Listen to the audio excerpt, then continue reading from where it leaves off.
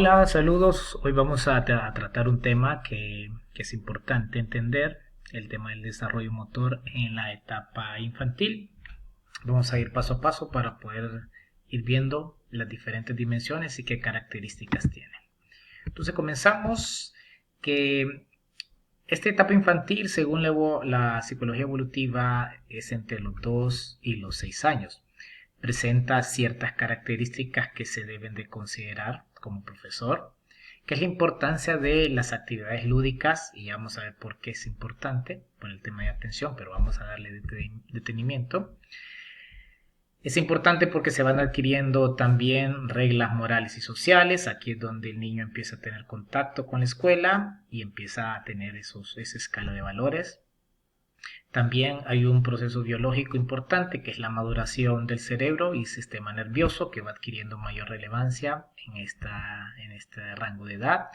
Y el pensamiento preoperacional, que ya habla mucho de eso, que también vamos a tocar las características cognitivas. Entonces, hablemos del pensamiento preoperacional infantil. Primero, entender que ese pensamiento preoperacional es un pensamiento no lógico, carece de elementos lógicos. Entonces, una primera característica es el pensamiento irreversible. Significa que el niño es incapaz de ver una consecuencia de una acción a otra. Ya vamos a ver un ejemplo para poderlo entender.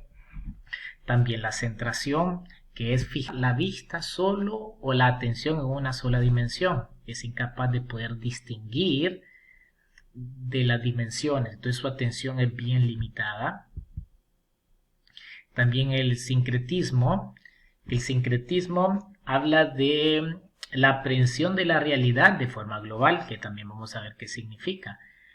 Podemos ver en muchas acciones de los niños cuando ven a un perro y le hacen el sonido típico, asocian ese animal de cuatro patas también con otros.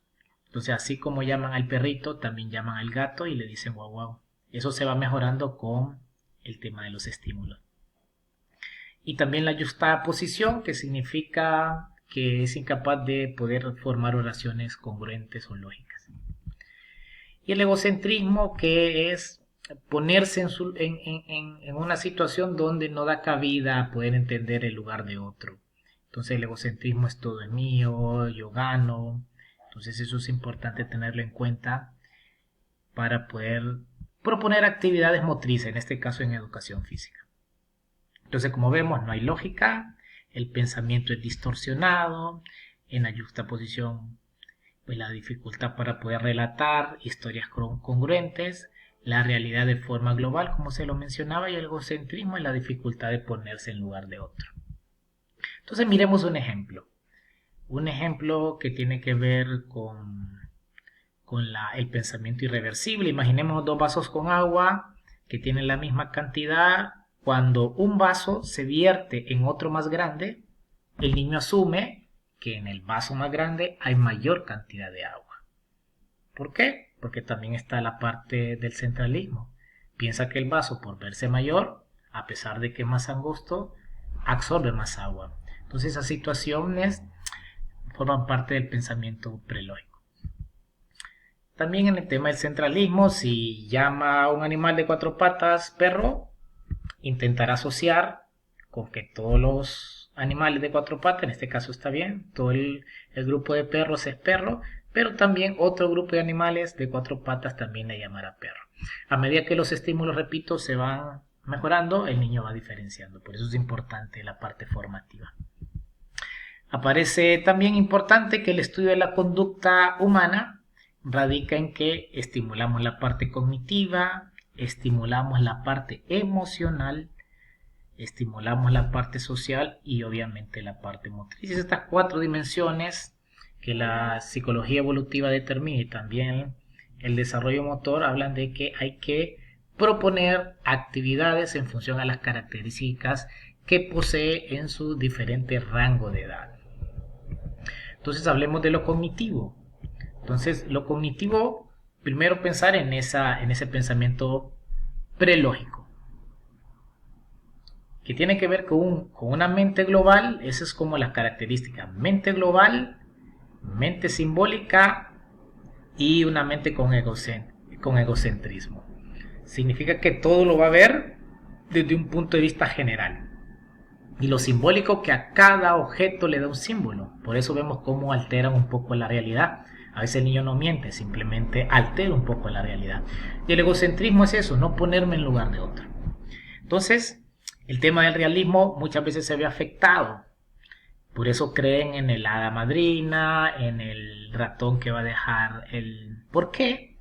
Porque esa es su realidad. Vive de esa fantasía. Entonces, a pesar de que alguien le puede decir por maldad, pues no existe, pues obviamente él dirá que sí existe. Si existe Spider-Man, si existe la hada madrina, el ratón que cambia el diente, etcétera. Entonces, repito, el niño no miente, simplemente desvirtúa una realidad, porque él está en un mundo de fantasía. El animismo significa que da vida a lo animado. El niño puede jugar con un vaso y creer que es una nave espacial, jugar con un lápiz y pensar que es un automóvil. Entonces el animismo, él da vida a objetos. Entonces prefiere muchas veces jugar con quizás objetos que no son juguetes propiamente porque él simplemente le ha dado un símbolo a ese objeto. Está el artificialismo, que significa que todo piensa que es creación del hombre. Entonces todo es artificial. El sol lo creó mi papá, la, esta casa la creó mi mamá, entonces vive en ese mundo. Entonces es importante reconocer estas acciones. Entonces la atención es poca, considerar eso. Entonces desde el punto de vista social, a pesar de que el niño ya tiene relaciones en escuela, siempre maneja algunas características que hay que considerar. Entonces sí hay un mayor contacto social porque hay contacto con los profesores, hay contacto con compañeritos y eso es muy importante en su desarrollo. Hay un vínculo más fuerte en su hogar, significa que a pesar de que estoy con mis profesores y mis compañeros, siempre la hegemonía la tiene su hogar. La incapacidad para formar grupos, como decía al principio, los niños, a pesar de que pueden jugar en grupo, siempre está el afán por ganar. Siempre gana él. O sea, no importa que yo esté trabajando con Juan en un mismo grupo, yo le tengo que ganar a Juan. Entonces esa incapacidad para formar grupos todavía se ve reflejada por el tema del egocentrismo. Y sí hay un respeto por los adultos porque empieza a adoptar hábitos. Entonces es importante esto, que la parte social va desarrollándolos también. En el ámbito emocional hay una mayor sensación de emociones a medida que el niño experimenta sensaciones con compañeritos, a pesar de que puede detonar una emoción, también la puede controlar. Por eso es importante también poder educar en este proceso. Cuando hay rabietas, poder hacerle entender de que es parte del proceso y él va entendiendo un poco más. Entonces, mayor tratamiento de las emociones, es lo que decía. En el proceso se van tratando emociones, análisis de sus sensaciones, se va, porque es parte también del proceso, poder analizar lo que experimentó el niño en ese momento, donde quizá Juan le quitó un objeto y tuve que hacer una rabieta, hacer entender de que no son comportamientos y se va formando en ese aspecto. Y como decía, se van trabajando en base a diálogo. Importante en el ámbito motor considerar todo lo anterior para poder colocar actividades que tengan que ver con esas características emocionales, sociales y cognitivas. Por ende, vamos a hablar de que hay un mayor control de sus movimientos, pero con tensiones musculares. Si bien el niño se va haciendo más rápido, se va haciendo un poco más ágil, siempre hay elementos de sincinesia. ¿Qué son las sincinesias?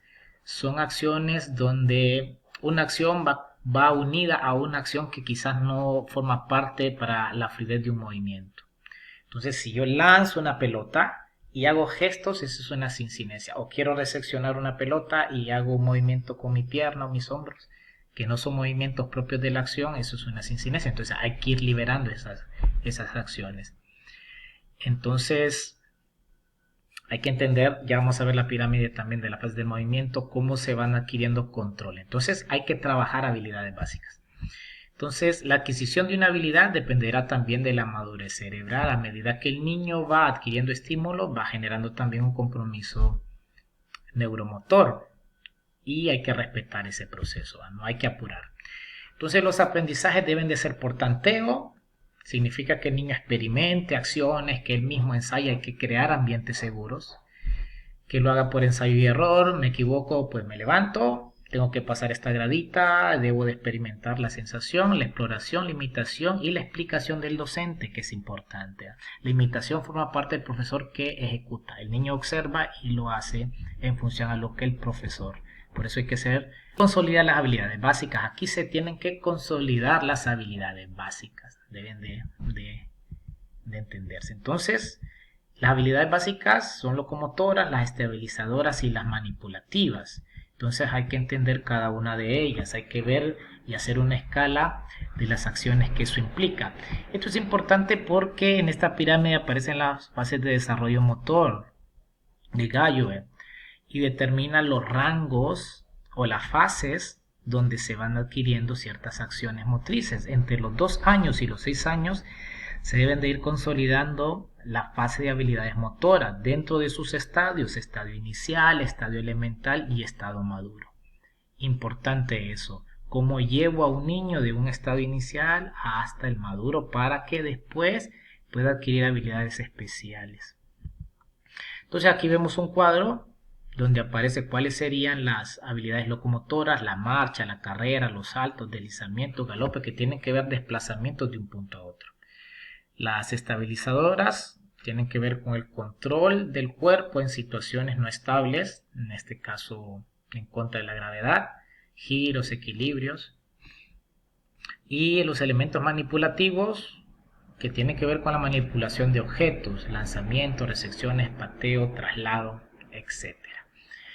Entonces es importante reconocer que en esta fase infantil se deben de trabajar en base a toda la gama de dimensiones, cognitiva, emocional, social y motriz. Nosotros los profesores de educación física recogemos esta información para poder crear tareas donde haya elementos no tan complejos, entender que son preoperacionales. Entonces, consolidamos las habilidades básicas y las trabajamos en función a sus capacidades cognitivas, sociales y emocionales.